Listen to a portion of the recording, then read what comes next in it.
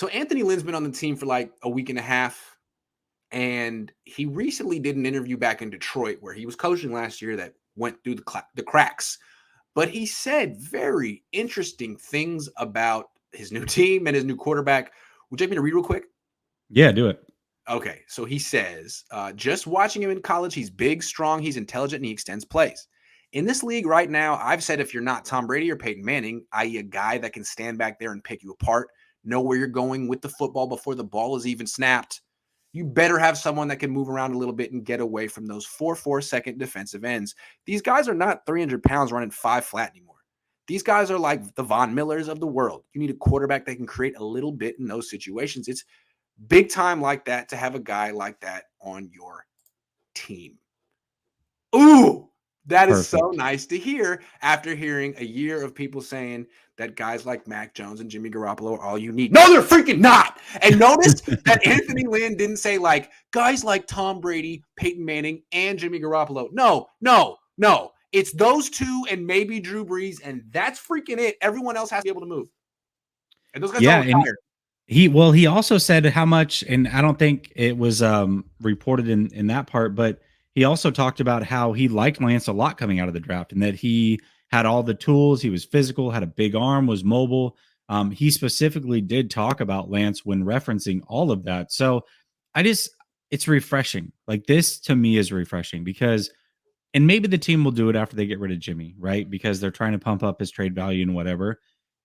I just hope at the very least behind the scenes that they are talking to Trey Lance and letting him know, like, don't worry, you're our guy. Like, despite all the rumors, we're trying to figure things out. Just let it play out in the media. You're our guy. And if they're doing that, then that's great. But to me, Anthony Lynn's not the head coach. So for him to come out and show his leadership in a moment like this, when everybody's piling on this kid before he's really had a chance to prove himself and show himself, Anthony Lynn is the one that comes out and is the leader. I love that, man. And if nothing else, if he brings nothing else to this team right now, putting out all those fires, that is professionalism, that is leadership, and that makes him worth it alone. Everything I've heard about Anthony Lynn is that he's off the charts with leadership, that everyone that knows him respects him unquestionably. Everyone. I can see why. This is what a head coach does for his quarterback. He's not the head coach here, but he's been a head coach before. And Kyle Shanahan doesn't have it in him to do stuff like this. I don't know why. It's not in his personality. Maybe he'll learn from Anthony Lynn. But so far, it's not in his personality to talk this way about the most important person in his organization, not the most important player on his team, the most important person in his organization, the person whose ego is the most fragile and the most important to everything. Kyle's the one cutting it down. Anthony Lynn's the one pumping it up. Kyle, take notes. This is how you do it. This is how it's done. So smart for hiring a guy like this because he balances your negativity out. Let him talk. Just keep your negativity to yourself. Call your dad. Have some private conversations. Say, keep a journal. Write a journal. Trey really pissed me off today. He wasn't as ready as I wanted him to be. Write it down. Burn it.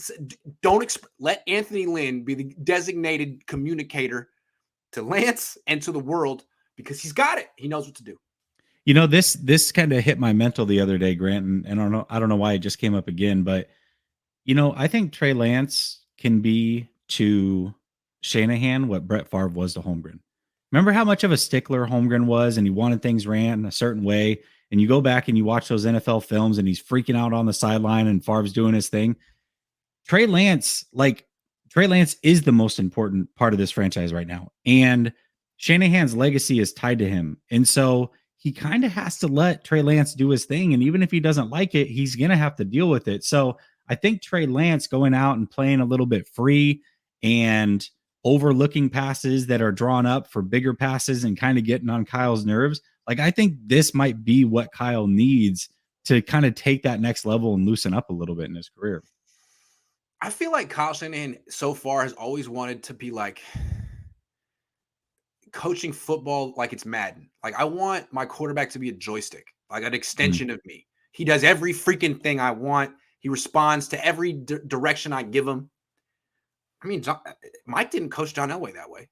Mike didn't coach Steve Young that way. I mean, of course, those guys could execute, but he did coach Jake Plummer that way. Well, it's Jake Plummer. But at the same time, like with these I mean, Brett Favre wasn't a human joystick. These guys were given autonomy. You are the best athlete on the field. We trust you. We trust your instincts. John, sure, execute the play. Steve, execute the play. If not, if you have a feeling, things break down, my God, we're empowering you to be you because you're John Elway. I mean, that's what you can't do with Jimmy Garoppolo. I don't fault Kyle Shanahan for not empowering Jimmy that way. He should not be empowered that way. Jimmy, you're a game manager and you don't realize it. Kyle was trying to teach you. You still kept throwing picks.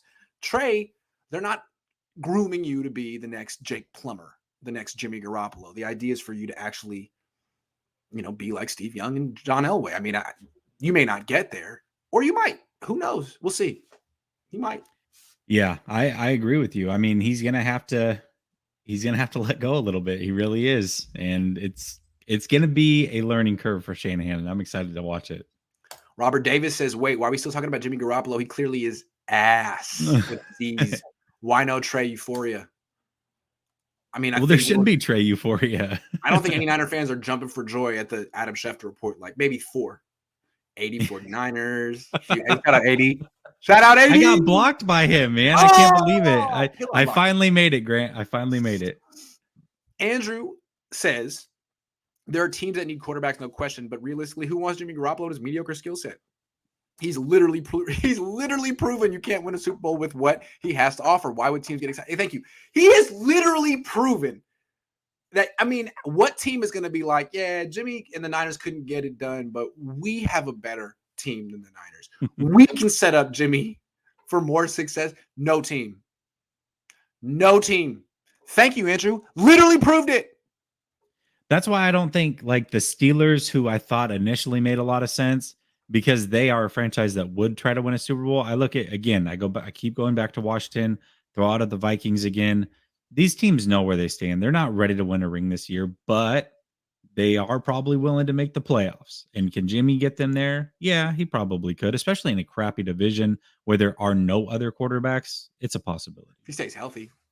Ken says, now that we have Lynn, can we trade Kyle and have a real...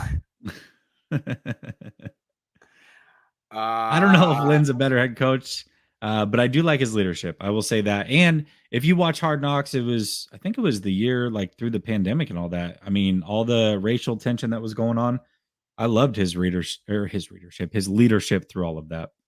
Jason says, random, but have you seen Blue Mountain State? No. I don't even know what that is. A TV show? Me neither. Yeah, it must be. I don't watch a lot of TV.